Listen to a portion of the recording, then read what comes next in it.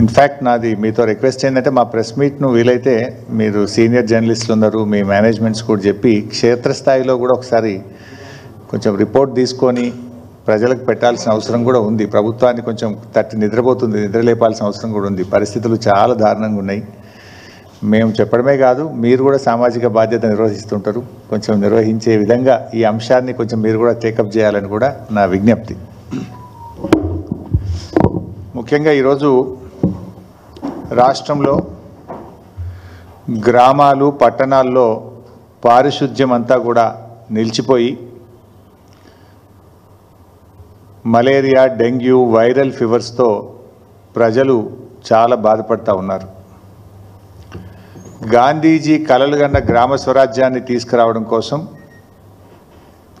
గౌరవనీయులు మాజీ ముఖ్యమంత్రి వర్యులు కేసీఆర్ గారు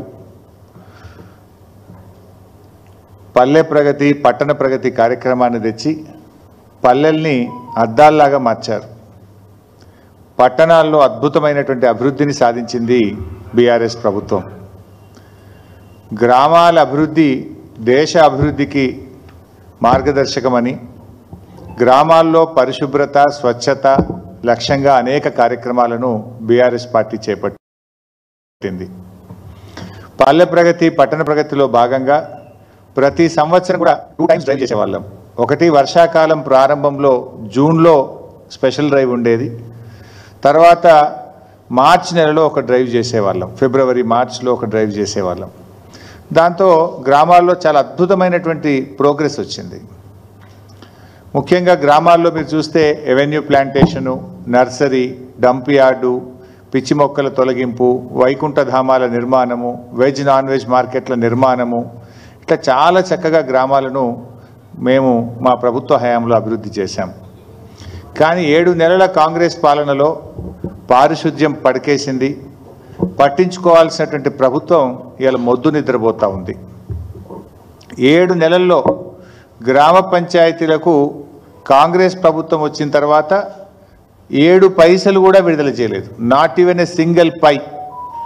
ఈ ప్రభుత్వం వచ్చిన 7 నెలల్లో గ్రామ పంచాయతీలకు నయా పైసా కూడా విడుదల చేయలేదు. ఆ రోజు కేసీఆర్ గారు ప్రభుత్వం ఉన్నప్పుడు పల్లె ప్రగతి కింద టంచన్ల ఎట్లయితే ఉద్యోగస్తులకు జీతాలు పడ్డాయో ప్రతి పల్లెకు కూడా జనాభా ప్రాతిపదికన నిధులు ఇచ్చాం, పట్టణాలకు నిధులు ఇచ్చాం. ప్రతి నెల పల్లె ప్రగతి, పట్టణ ప్రగతి కింద గ్రామ పంచాయతీలకు, మున్సిపాలిటీకు బీఆర్ఎస్ ప్రభుత్వం నిధులు ఇచ్చేది. కానీ కాంగ్రెస్ ప్రభుత్వం వచ్చిన తర్వాత 7 నెలల్లో పల్లెలకు కానీ పట్టణాలకు కానీ ₹1 కూడా విడుదల చేయనటువంటి పరిస్థితి ఏర్పడ్డది.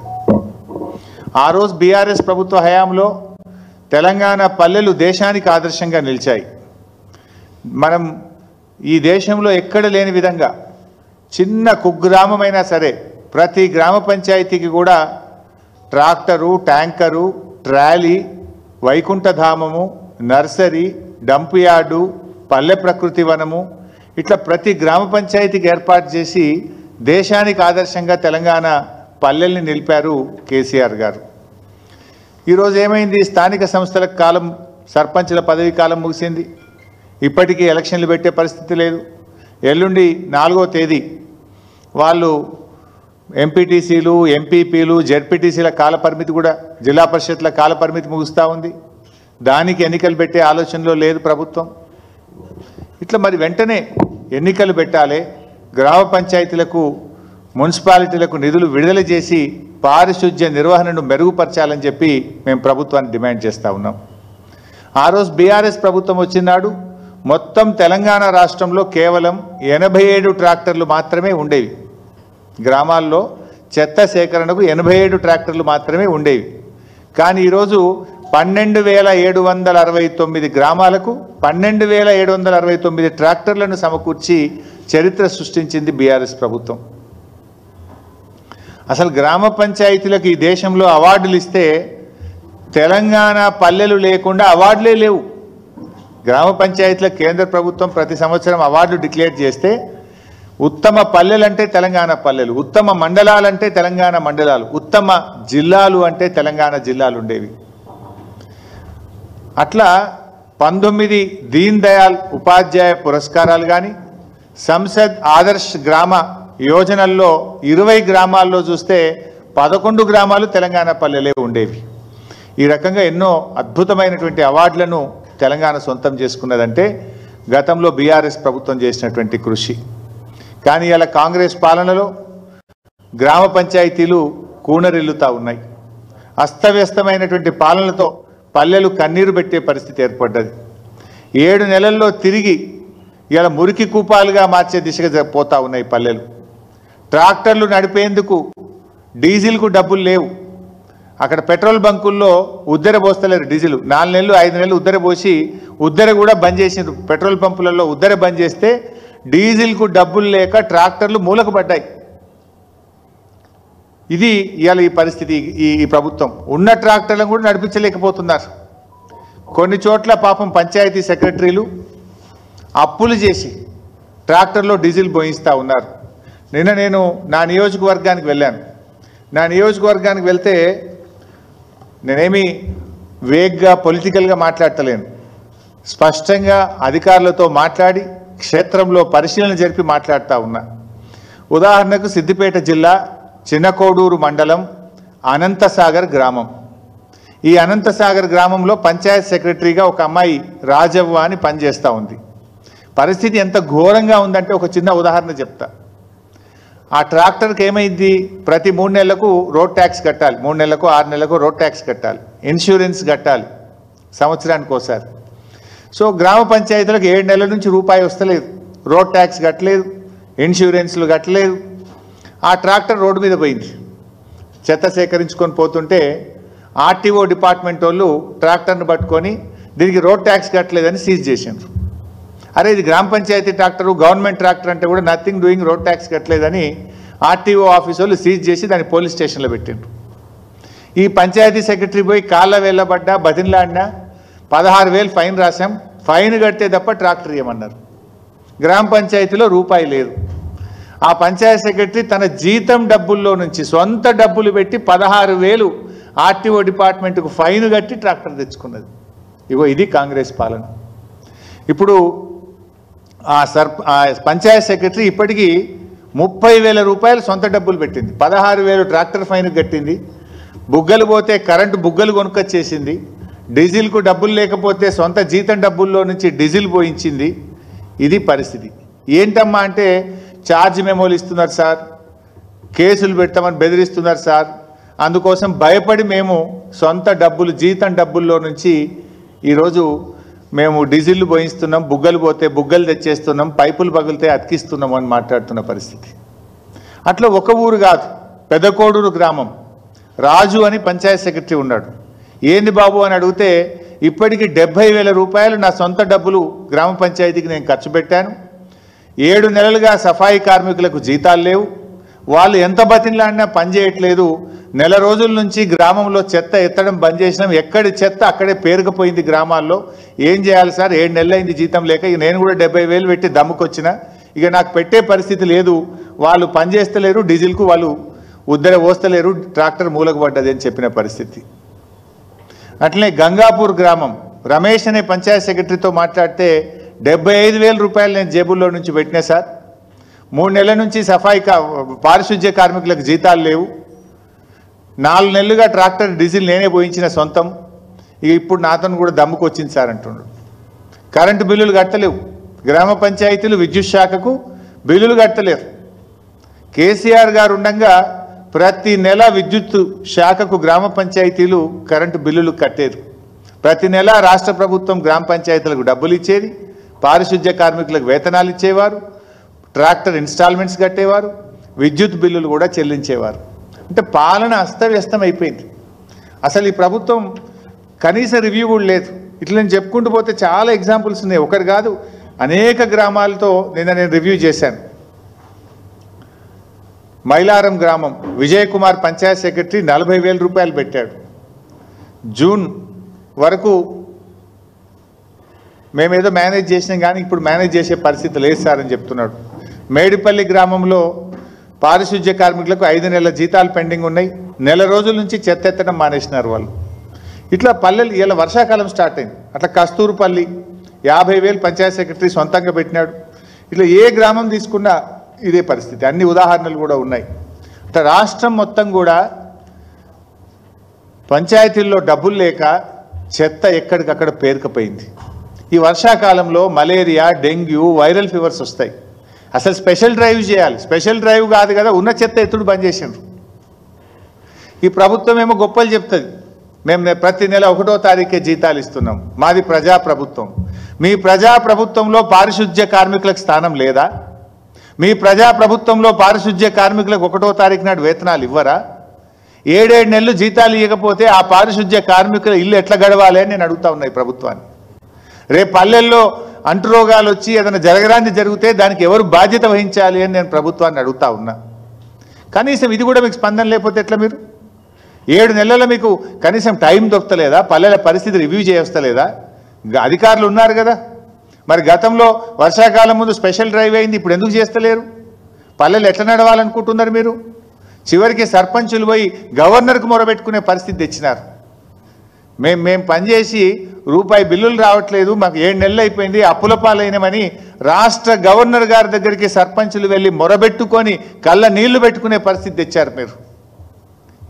ఎటు పోయింది ప్రభుత్వం? ఎందుకు పని చేయలేకపోతున్నారు మీరు? ఇలా వేతనాలు అందకపోవడంతో ధర్నాలు చేస్తున్నారు పారిశుద్ధ్య కార్మికులు.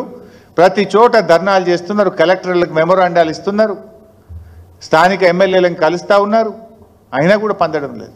ఇప్పుడు వాస్తవానికి వర్షాకాలం వస్తే ఏముంటుంది? ఫాగింగ్ చేయాలి, దోమలు అరికట్టడానికి ఫాగింగ్ చేయాలి. పెరిగిన గడ్డిని మీద స్ప్రే చేయడానికి గడ్డి మందు కొనుక్కొచ్చి స్ప్రే చేయాల్సి ఉంటుంది. బ్లీచింగ్ పౌడర్, కొత్త నీళ్ళు వస్తాయి కనుక బ్లీచింగ్ పౌడర్ కలపాల్సి ఉంటుంది. ఇలా గ్రామ పంచాయతీలో డబ్బులు లేక బ్లీచింగ్ పౌడర్ లేదు, ఫాగింగ్ లేదు, గడ్డి మందు లేదు, ట్రాక్టర్ల డీజిల్కు పైసలు లేవు, సఫాయి కార్మికులకు జీతాలు లేవు. మొత్తం అస్తవ్యస్తమైపోయినటువంటి పరిస్థితి. అంటే ప్రజాపాలన అంటే పల్లెలు ప్రజాపాలనలో భాగం కాదా? పల్లెల్లో పారిశుద్ధ్య నిర్వహణ ప్రభుత్వం బాధ్యత కాదా? ఏమైంది? మీ ఇంటెలిజెన్స్ ఏమైతుంది? మీ నెట్వర్క్ ఏమైంది?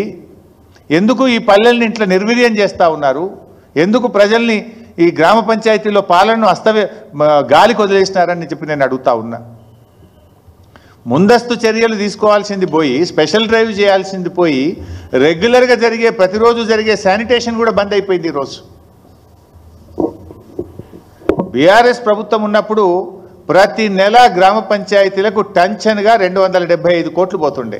Every month 275 crores ఇచ్చేవాళ్ళం. సంవత్సరానికి 3,330 కోట్లు పల్లె ప్రగతి మీద బీఆర్ఎస్ ప్రభుత్వం ఖర్చు పెట్టింది. 3,330 కోట్లు ప్రతి సంవత్సరం పల్లెల్లో అభివృద్ధి కోసం, పారిశుద్ధ్య నిర్వహణ కోసం 275 కోట్లు ప్రతి నెల ఇచ్చాం. మరి 7 నెలలైతే ఒక్క నెల ఒక్క రూపాయి కూడా ఇవ్వలే మీరు. 7 నెలలు ఇంటూ 275 కోట్లు ఇవ్వాలి కదా. మీరు మాకంటే బాగా చేస్తారని ప్రజలు మీకు ఓట్లు వేసినారు.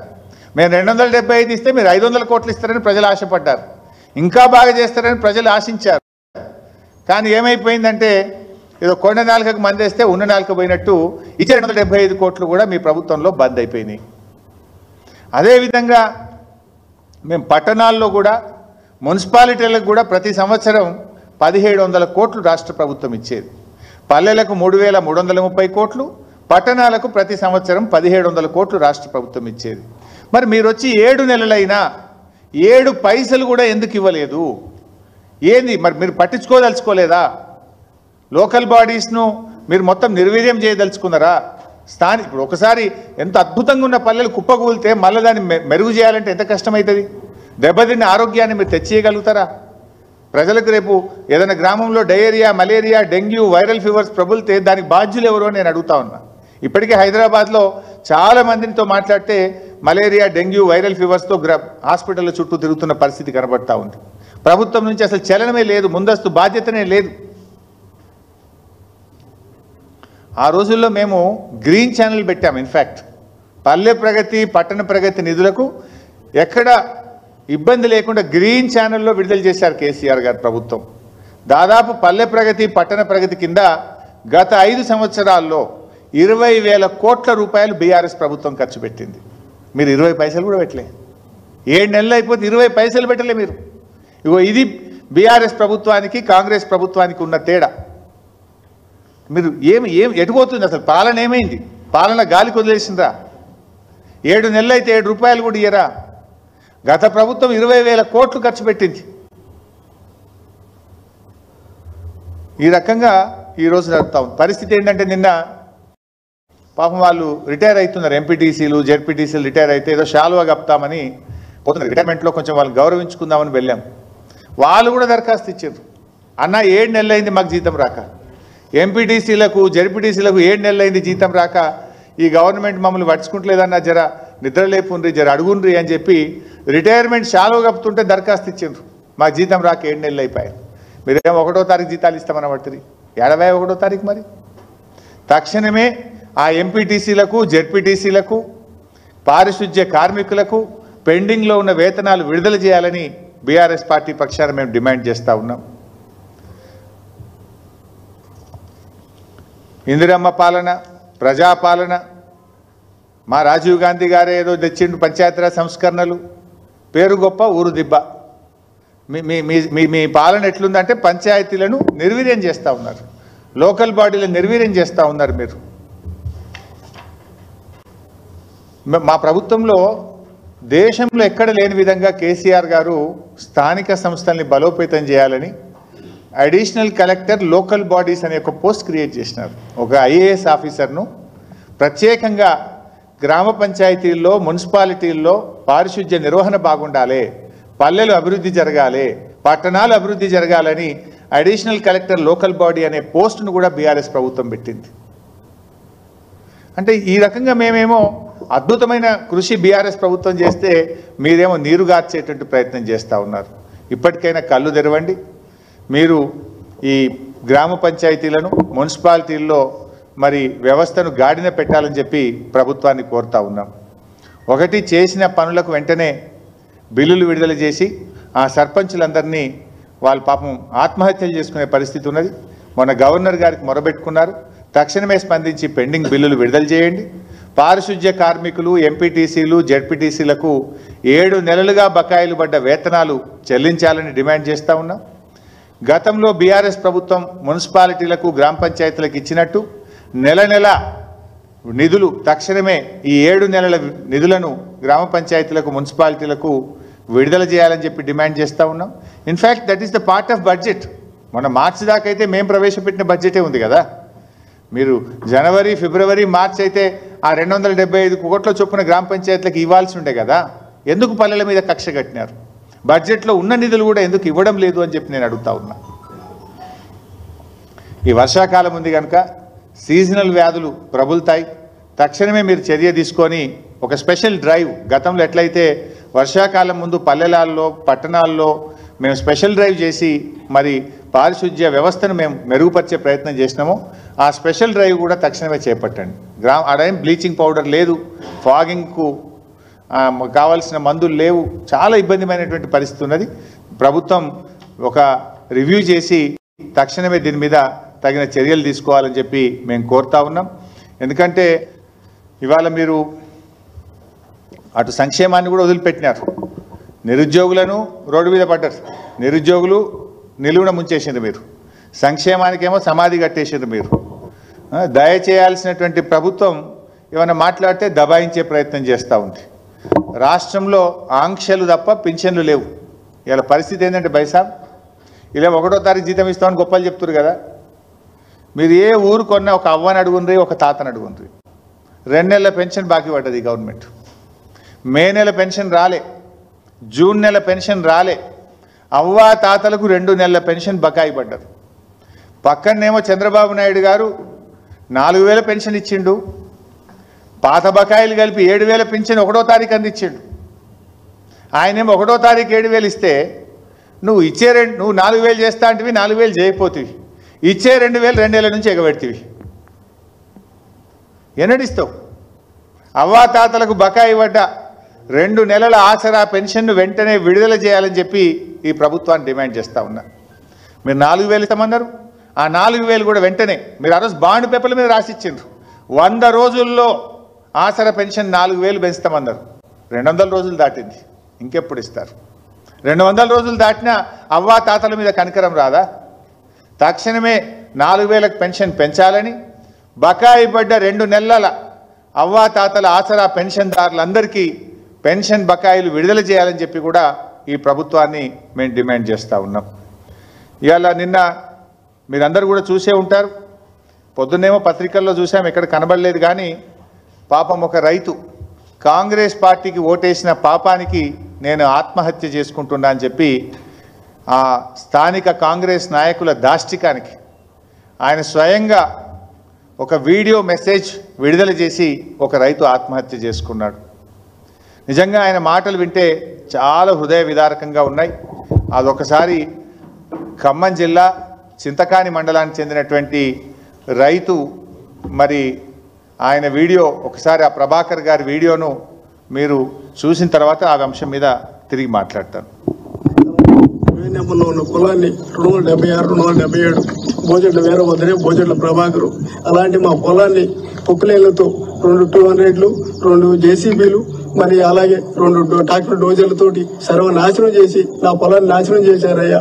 అలాంటి వ్యక్తులు కోరబడి కిషోరు, అలాగే మరి పెంటెల రామారావు, అలాగే మరి గుర్రం నాగమల్లేశ్వరరావు, అలాగే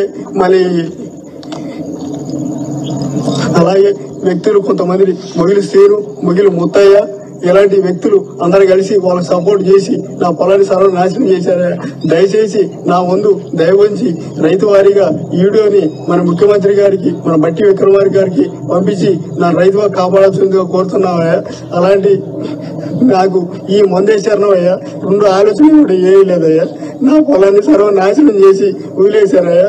మరి ఎంఆర్ఓ గారికి చెప్పారయ్యా, ఎంఆర్ఓ గారు చెప్పినా కూడా ఏం ప్రయోజనం లేకుండా పోయిందయ్యా. మరి ఎస్ఐ గారికి చెప్పాయా, ఎస్ఐ గారికి చెప్పినా కూడా ఏం ప్రయోజనం లేకుండా పోయిందయ్యా. ఇవాళ మరి అటు తిరిగి కలెక్టరేట్కి వచ్చిందయ్యా. కలెక్టర్ గారికి వెళ్దాం అనేసరికి టైం అయిపోయింది అన్నారయ్యా. నాకు ఏరే చరణం ఏమీ లేదయ్యా.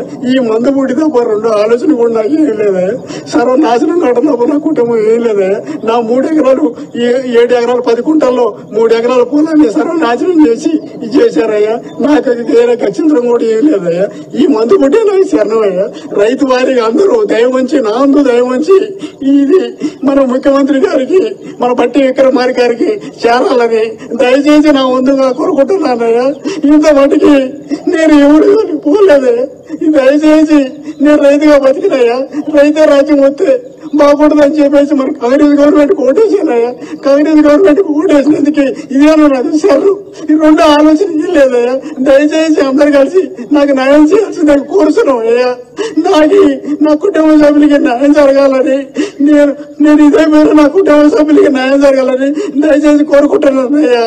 అయ్యా మీకు దండా పెడతానయ్యా. రైతు వారికి అందరూ నన్ను దయవచ్చి అందరూ ఇచ్చేయండి అయ్యా. 2 ఆలోచన కూడా వేయలేదు. నాకు మద్దతు అయ్యా. నీకు అందరూ కలిసి నాకు న్యాయం చేయండి అయ్యా.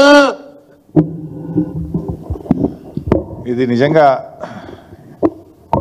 ప్రభాకర్ ఆత్మహత్య చాలా హృదయ విదారకంగా ఉంది. ప్రభాకర్ ఆత్మహత్య చేసుకోవడం నిజంగా చాలా దురదృష్టకరం. ఆ కన్నీళ్లు పెట్టుకుంటూ ఆయన పెట్టిన వీడియో చూస్తే చూసిన వాళ్ళ కళ్ళలో కూడా నీళ్ళు వస్తూ ఉన్నాయి. అంటే ఇది రాష్ట్రంలో ఎంత విషాదకరమైనటువంటి పరిస్థితులు ఉన్నాయనే దాన్ని ఈ వీడియో, ఆ రైతు ఆత్మహత్య ఇలా మనకు సూచిస్తూ ఉంది. ప్రభాకర్ చనిపోయిన తర్వాత ఆయన తండ్రి గారు పోలీసుల దగ్గరికి వెళ్ళి ప్రభాకర్ చెప్పిన పేర్లతో కంప్లైంట్ ఇస్తే కంప్లైంట్ తీసుకోవడానికి కూడా పోలీసులు నిరాకరిస్తున్నారు. నిన్నటి నుంచి ప్రభాకర్ తండ్రి ఆయన నార్మల్గా సూసైడ్ నోట్లో కానీ చనిపోయే ముందు చెప్పినటువంటిది ఆటోమేటిక్గా దాన్నే మరణ వాంగ్మూలంగా స్వీకరించి కేసులు పెడతాం మనం. అంత స్పష్టంగా వీడియోలో ఉన్న తర్వాత కూడా స్పందించాల్సిన పోలీసులు స్పందించకపోగా మృతుడి యొక్క తండ్రి గారు వెళ్ళి పోలీస్ స్టేషన్లో కంప్లైంట్ ఇస్తే ఆ కంప్లైంట్ తీసుకోవడానికి కూడా నిరాకరిస్తున్నారు పోలీసులు. అంటే ఈ రాష్ట్రంలో శాంతి భద్రతల పరిస్థితి ఎంత దారుణంగా తయారైపోయిందో మీరు చూడండి. నిజంగా ఇవాళ ప్రభాకర్ చావుకు కాంగ్రెస్ పార్టీ కారణం, ఈ ప్రభుత్వం పాలన కారణం. ఆయన ఎస్ఐ గారి దగ్గరికి పోయారు, ఎంఆర్ఓ గారి దగ్గరికి పోయారు, కలెక్టర్ గారి దగ్గరికి పోయాను అని చెప్పి స్పష్టంగా చెప్పాడు. ఆ ముగ్గురిలో ఏ ఒక్కరైనా స్పందించుంటే ఇవాళ ప్రభాకర్ బతుకుండేవాడు కదా. అంటే పాలన సరిగా లేదు.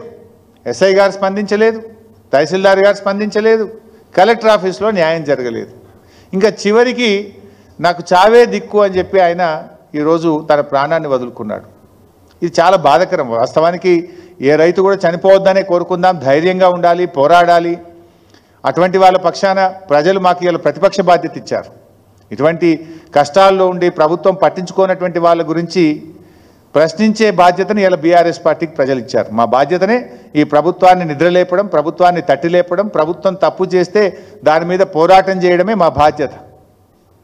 సో ఈ సందర్భంగా నేను మిగతా రైతులు కానీ ఎవరైనా మీకు ఏదైనా కష్టం ఉంటే అధికారులకు చెప్పండి, వాళ్ళు వినకపోతే మా దృష్టికి తీసుకురండి, తప్పకుండా మేము పోరాడతాం, మిమ్మల్ని కాపాడుకుంటాం తప్ప ఎవరు ప్రాణాలు తీసుకోవద్దని చెప్పి కూడా మేము విజ్ఞప్తి చేస్తూ ఉన్నాం. అయితే ఈరోజు ఈ అంశం జరిగితే ఇప్పటిదాకా ప్రభుత్వం నుంచి దీని స్పందన లేదు. ఏ ఒక్క మంత్రి గారు మాట్లాడరు. ఆయన ఎంత స్పష్టంగా చెప్పిండు, కాంగ్రెస్కు ఓటేసినందుకే ఈ బాధలు నాకు, నేను కాంగ్రెస్కు వేసిన పాపానికి ఆత్మహత్య చేసుకుంటున్నా అని చెప్పి ఆయన డయింగ్ డిక్లరేషన్లో చాలా స్పష్టంగా చనిపోయే ముందు ఆయన వీడియోలో చెప్పారు. బాధ ఏంటంటే పొద్దున మా కార్యకర్తల అక్కడి నుంచి ఫోన్ చేస్తున్నారు, తన చావుకు కారణమైన వాళ్ళ మీద కేసులు పెట్టకుండా ఆ వీడియో తీసిన ఆయన మీద కేసు పెట్టి లోపలిస్తారట. ఇది ప్రభుత్వ పనితీరుకు నిదర్శనం. ఇదా మీ పనితీరు? ఆ కుటుంబాన్ని పరామర్శించాల్సింది పోయి, కుటుంబాన్ని ఆదుకోవాల్సింది పోయి, ఆ కుటుంబానికి న్యాయం చేయాల్సింది పోయి, కోడిగుడ్డు మీద ఈకలు బీకినట్టు వీడియో తీసిన ఆయన మీద కేసు పెట్టమని, ఇలా కేసు రిజిస్టర్ చేస్తామని చెప్తున్నారట పోలీసు అధికారులు. తండ్రి గారు వెళ్ళి పిటిషన్ ఇస్తే కూడా తీసుకోనటువంటి పరిస్థితుల్లో ఇలా రాష్ట్రంలో పోలీసు వ్యవస్థ పనిచేస్తూ ఉంది. Is it the way? ఆయన ముఖ్యమంత్రి గారికి డైరెక్ట్గా రేవంత్ రెడ్డి గారికి అప్పీల్ చేసినారు. నీ పేరు చెప్పారు ముఖ్యమంత్రి గారు, మీ పేరు చెప్తూ మా కుటుంబానికి న్యాయం చేయండి అని ముఖ్యమంత్రి గారికి వీడియో చేరది వేయండి, ముఖ్యమంత్రి గారికి వీడియో చేరే విధంగా చేయండి అని చెప్పి కూడా ఆయనలో అప్పీల్ ఉంది. ఇప్పుడు ఆ రైతు తరఫున మేము బీఆర్ఎస్ పార్టీ పక్షాన ముఖ్యమంత్రి గారికి చెప్తా ఉన్నాం, కనీసం రైతు ప్రాణాన్ని అయితే మీరు తెచ్చియలేరు. ఆ సంఘటనకు ఎవరైతే ఆయన పొలాన్ని దున్నేసినారో, ప్రొక్లైన్లు పెట్టి తవ్వారో, తక్షణమే వాళ్ళందరినీ కూడా అరెస్ట్ చేసి కేసులు పెట్టి ఆయన భూమి తిరిగి యథావిధిగా చేసి ఆయన భూమి ఆయనకు అందించే విధంగా ముఖ్యమంత్రి గారు చర్యలు తీసుకోవాలని, ఆ ప్రభాకర్ కుటుంబానికి 25 లక్షల రూపాయల ఎక్స్గ్రేషియా ఇవ్వాలని, ప్రభాకర్ కుటుంబంలో ఒకరికి ఉద్యోగం ఇవ్వాలని చెప్పి మేము బీఆర్ఎస్ పార్టీ పక్షాన డిమాండ్ చేస్తూ ఉన్నాం. అదేవిధంగా ఎస్ఐ గారు, ఎంఆర్ఓ గారు, కలెక్టర్ గారు ఎవరు స్పందించలేదు. వాస్తవాలు బయటకు రావాలంటే దీనిపైన ఒక ఉన్నత స్థాయి విచారణకు ఆదేశించాలని చెప్పి కూడా మేము ప్రభుత్వాన్ని డిమాండ్ చేస్తూ ఉన్నాం. ఎందుకంటే ఇట్లాంటి సంఘటనలు రాష్ట్రంలో పునరావృతం కావద్దు అంటే, అధికారులకు భయం ఉండాలంటే, ఎవరన్నా రైతు కానీ ఒక పేదవాడు ప్రభుత్వ కార్యాలయానికి వస్తే తక్షణమే స్పందించాలి. ఇలా ఎందుకు ఇక్కడ స్పందన దొరకలేదు? నిజానిజాలు బయటకు రావాలి. భవిష్యత్తులో ఇలాంటి సంఘటనలు పునరావృతం కావద్దంటే ఒక ఉన్నత స్థాయి విచారణకు దీని మీద ఆదేశించాలని చెప్పి కూడా నేను ప్రభుత్వాన్ని డిమాండ్ చేస్తూ ఉన్నా. అదేవిధంగా ఈ సంఘటనకు బాధ్యులైన వాళ్ళు ఎవరైనా, ఎంతటి వారైనా, ఏ పార్టీ వారైనా సరే నిష్పాక్షికమైన దర్యాప్తు జరపాల్సిందే. వాళ్ళందరి మీద కఠినమైనటువంటి చర్యలు తీసుకోవాలని చెప్పి కూడా మేము ప్రభుత్వాన్ని డిమాండ్ చేస్తూ ఉన్నాం. లాస్ట్ ఇష్యూ 2 అయినాయి బైసప్, కానీ మరి ఒకే రోజు ఎక్కువైతున్నాయి, కానీ అన్నీ ఇంపార్టెంటే. దయచేసి న్యాయం చేయాలని కోరుతా ఉన్నా. ఆంధ్రప్రదేశ్ ముఖ్యమంత్రి గారు చంద్రబాబు నాయుడు గారు రాష్ట్ర విభజన సమస్యల మీద చర్చించడానికి మన ముఖ్యమంత్రి గారికి లేఖ రాసినట్టుగా పత్రికల్లో చూసాం. సంతోషం. ఏదైనా చర్చల ద్వారా సమస్యలు పరిష్కరించుకోవాలి. అయితే మన రాష్ట్రానికి సంబంధించిన అతి ముఖ్యమైన సమస్య, రాష్ట్రం ఏర్పడిన తొలినాళ్లలోనే 7 మండలాలను లోయర్ సీలేరు పవర్ ప్రాజెక్టును ఆ రోజు అన్యాయంగా ఆంధ్రప్రదేశ్లో కలిపారు. రాష్ట్రం ఎంతగానో నష్టపోయింది. ఆ రోజు ముఖ్యమంత్రిగా పదవీ బాధ్యతలు చేపట్టబోయే కొద్ది రోజుల ముందే, కొద్ది గంటల ముందు కేసీఆర్ గారు తీవ్రంగా దీని మీద స్పందించారు. తెలంగాణ బంద్కు పిలుపునిచ్చాం. పార్లమెంట్లో కూడా ఈ బిల్లు పట్ల తీవ్రమైన నిరసనను తెలిపి అడ్డుకునేటువంటి ప్రయత్నం చేసింది బీఆర్ఎస్ పార్టీ. కానీ బిల్లును ప్రవేశపెట్టింది బీజేపీ, బిల్లుకు మద్దతు ఇచ్చింది కాంగ్రెస్ పార్టీ. మరి రేవంత్ రెడ్డి గారు ఈ విషయం మీద చొరవ చూపాలి. ఎందుకంటే ఈరోజు మీ గురువుగారు అనొద్దన్నాడు కదా, ఈయన సహచరుడు, సారీ, మీ సహచరుడు ఈరోజు ఆంధ్రప్రదేశ్ ముఖ్యమంత్రిగా ఉన్నారు. వారు ముఖ్యమంత్రియే కాదు, దేశంలో ఉండే ఎన్డీఏ ప్రభుత్వం ఆయన మీద ఆధారపడి ఉంది. ఎన్డీఏ ప్రభుత్వం, బీజేపీ ప్రభుత్వం ఆయన మీద ఆధారపడి ఉంది. సో రేవంత్ రెడ్డి గారు చొరవ చూపాలి, చంద్రబాబు నాయుడు గారి మీద ఒత్తిడి తెచ్చి మన 7 మండలాలు మనకు, మన లోయర్ సీలేరు పవర్ ప్రాజెక్ట్ మనకు వచ్చే విధంగా మరి కృషి చేయాలి, ప్రయత్నం చేయాలని చెప్పి నేను డిమాండ్ చేస్తూ ఉన్నా. అది మొదలు 7 మండలాలు వచ్చినాకనే విభజన సమస్యలపై ముందుకు వెళ్ళాలని చెప్పి కూడా నేను ప్రభుత్వాన్ని కోరుతా ఉన్నా. ఫస్ట్ మొదటి ఎజెండా 7 మండలాలు ఉండాలి. వాళ్ళు పోలవరం కట్టుకోవడానికి మనకు అభ్యంతరం లేదు. ఇలా కనీసం భద్రాచలం టెంపుల్కి వచ్చే భక్తుల బండ్లు పెట్టుకోవడానికి పార్కింగ్కు జాగా లేకుండా అయిపోయింది. భద్రాచలంలో ఏర్పడిన చెత్త వేయడానికి డంప్ యార్డుకు కూడా స్థలం లేని పరిస్థితి ఏర్పడ్డది. ఆ 7 మండలాల ప్రజలు కూడా తెలంగాణతో ఉండాలని కోరుకుంటా ఉన్నారు. అందువల్ల ఈ మీటింగ్లో మొదటి ఎజెండా తెలంగాణకు 7 మండలాలు తిరిగి వాపసు ఇచ్చే విధంగా. ఎందుకంటే ఆయన ఇవాళ శక్తివంతులు, చంద్రబాబు నాయుడు గారు, ఆయన చేతుల్లో బీజేపీ ప్రభుత్వం ఉంది, ఎన్డీఏ ప్రభుత్వం ఉంది. ఆయన చొరవ చూపి 7 మండలాలు మనకి ఇచ్చే విధంగా రేవంత్ రెడ్డి గారు ఒత్తిడి తేవాలి. ఈ 7 మండలాలు ఇచ్చినాకనే మిగతా విభజన సమస్యలపై ముందుకు పోవాలని చెప్పి నేను ప్రభుత్వాన్ని కోరుతున్నాను. Thank you.